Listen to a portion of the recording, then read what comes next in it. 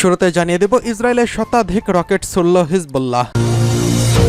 জানিয়ে দেব আটলান্টিক মহাসাগরে ক্ষেপণাস্ত্র মহড়া চালাচ্ছে রাশিয়া। এদিকে ইউক্রেনের আজব ব্যাটালিয়নের উপর নিষেধাজ্ঞা প্রত্যাহার করল যুক্তরাষ্ট্র। জানিয়ে দেব গাজায় ত্রাণ বিতরণের জন্য সমস্ত রাস্তা অবশ্যই খুলে দিতে হবে আহ্বান জাতিসংঘ মহাসচিবের। সর্বশেষ জানিয়ে দেব হিজবুল্লাহর কৌশলে পাগল প্রায় ইসরায়েল, ড্রোনে করে আসছে শয়ন কক্ষের খবর। এবার ইসরায়েলের শতাধিক রকেট ছুড়ল হিজবুল্লাহ।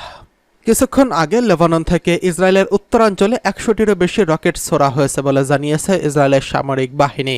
স্থানীয় গণমাধ্যমের খবরে বলা হয়েছে, চলমান যুদ্ধের মধ্যে হিজবুল্লাহ চালানো এটি সবচেয়ে বড় আক্রমণ।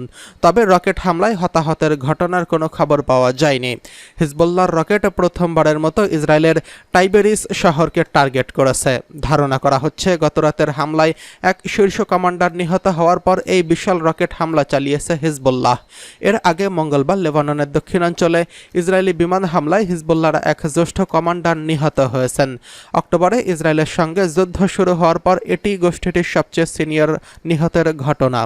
খবর অনুসারে জোয়াইরা শহরের আবু তালেব আবদুল্লাহ ওরফে আবু তালেবকে লক্ষ্য করে হামলা চালানো হয়। নাম প্রকাশ্যে অনিচ্ছুক সূত্রগুলো রয়টার্সকে জানিয়েছে, সম্ভবত বৈঠকের সময় তাদের টার্গেট করা হয়েছে। সূত্রগুলো আরও জানায়, আবদুল্লাহ লেবাননের দক্ষিণ সীমান্তের মধ্যাঞ্চলে হিজবুল্লাহর কমান্ডার ছিলেন এবং সবচেয়ে জ্যেষ্ঠ নেতা ছিলেন। এদিকে আটলান্টিক মহাসাগরে ক্ষেপণাস্ত্র মহড়া চালাচ্ছে রাশিয়া। রাশিয়ার একটি ফ্রিগেট ও পরমাণু শক্তি চালিত সাবমেরিন আটলান্টিক মহাসাগরে ক্ষেপণাস্ত্র মহড়া চালাচ্ছে।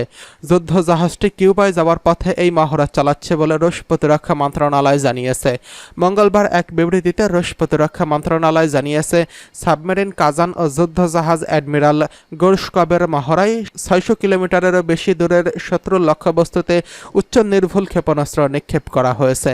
মন্ত্রণালয় আরও জানিয়েছে, সম্প্রতি এই দুই যুদ্ধ জাহাজ বিমান হামলা প্রতিহতের মহড়া দেয়। রুশ এই যুদ্ধ জাহাজে বুধবার কিউবায় পৌঁছানোর কথা রয়েছে। কিউবা গত সপ্তাহে বলেছে, এই ধরনের সফর হাভানার গুরুত্বপূর্ণ বন্ধুত্বপূর্ণ দেশগুলির নৌ ইউনিটগুলি সাধারণ অনুশীলন ও জাহাজগুলিতে কোনো পারমাণবিক অস্ত্র নেই এবং এই অঞ্চলের জন্য কোনো হুমকি নেই। তবে ইউক্রেন যুদ্ধ নিয়ে রাশিয়ার সঙ্গে তীব্র উত্তেজনা চলছে, যখন যুক্তরাষ্ট্র এই সফরের দিকে কড়া নজর রাখছে। এদিকে ইউক্রেনের আজব ব্যাটালিয়নের উপর মার্কিন অস্ত্র নিষেধাজ্ঞা প্রত্যাহার। ইউক্রেনের আজব ব্যাটালিয়নের কাছে অস্ত্র পাঠানোতে নিষেধাজ্ঞা প্রত্যাহার করেছে যুক্তরাষ্ট্র।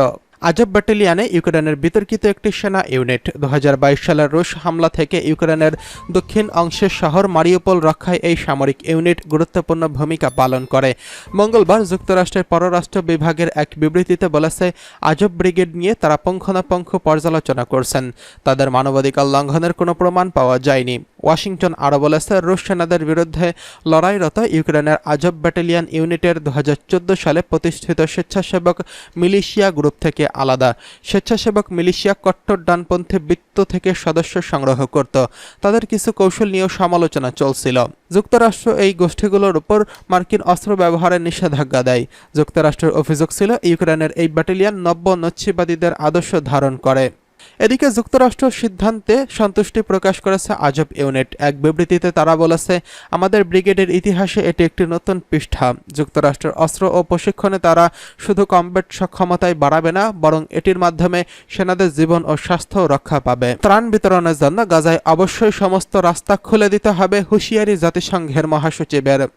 জাতিসংঘ মহাসচিব অ্যান্তোনিও গুতেরেস ফিলিস্তিনের অবরুদ্ধ গাজা উপত্যকার সমস্ত রাস্তা খুলে দেওয়ার আহ্বান জানিয়েছেন।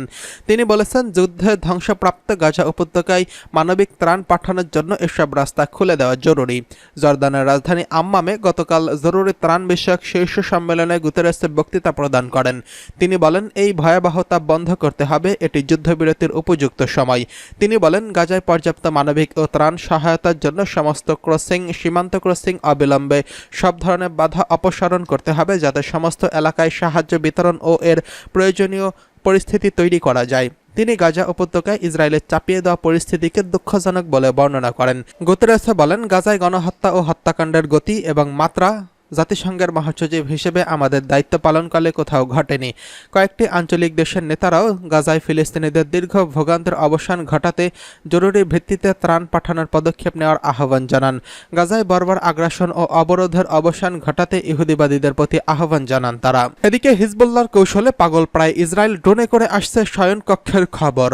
লেবাননে ইসলামী প্রতিরোধ আন্দোলন হিজবুল্লাহ সরবরাহকৃত একটি ব্যতিক্রমী video clip Al Jazeera TV চ্যানেলে সম্প্রচারিত হয়েছে, যেখানে দেখানো হয়েছে হিজবুল্লাহ কিভাবে ইসরায়েলি সেনাদের সব ধরনের গতিবিধির উপর নজর বজায় রাখছে।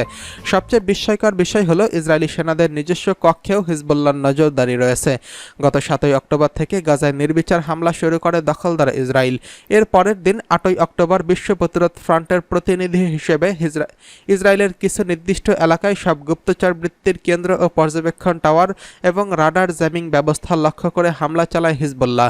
সেদিন তারা ইসরায়েলের মিরুন গোয়েন্দা ঘাঁটিতে অন্তত 7 বার আঘাত হানে।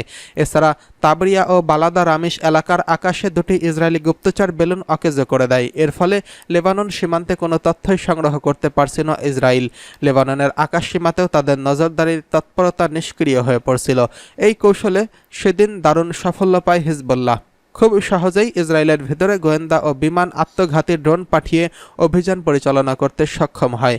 আগাম পদক্ষেপের কারণে ইসরায়েলের উত্তর ফ্রন্টে হিজবুল্লাহর বিমান ও ড্রোন প্রবেশ করার পরও তাদের সতর্কতামূলক ব্যবস্থা সক্রিয় হয়নি এবং কোনো সাইরেনও বেজে ওঠেনি, কারণ হিজবুল্লাহর এর আগেই সব ব্যবস্থাকে অকেজো করে দিয়েছিল।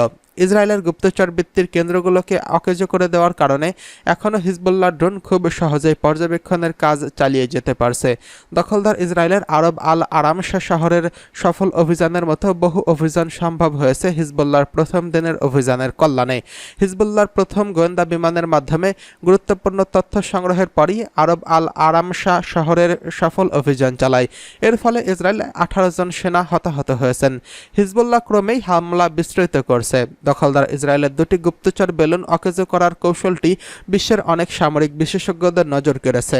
হিজবুল্লাহ সামরিক আদালতের সাবেক প্রধান বিচারপতি ব্রিগেডিয়ার জেনারেল মুনির শাহেদার ইসরায়েলি বেলুন অকেজো করা সম্পর্কে ইসরায়েলের মেহের বার্তা সংস্থাকে বলেছেন, লেবাননের দিকে বাতাস বইতে শুরু করলে হিজবুল্লাহ প্রথমেই কৌশলে বেলুন নিয়ন্ত্রণের কক্ষে হামলা চালিয়ে তা ধ্বংস করে দেয়।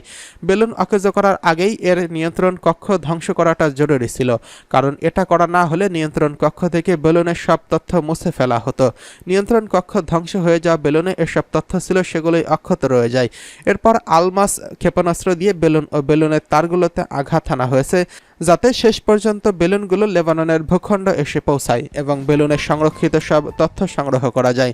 অবশ্য দ্বিতীয় বেলুনটি লেবাননের সীমান্ত থেকে 32 কিলোমিটার দূরে ইসরায়েলের নিয়ন্ত্রিত এলাকায় পড়ে যায়। হিজবুল্লাহ সেই বেলুন থেকেও তথ্য সংগ্রহ করে এনেছে।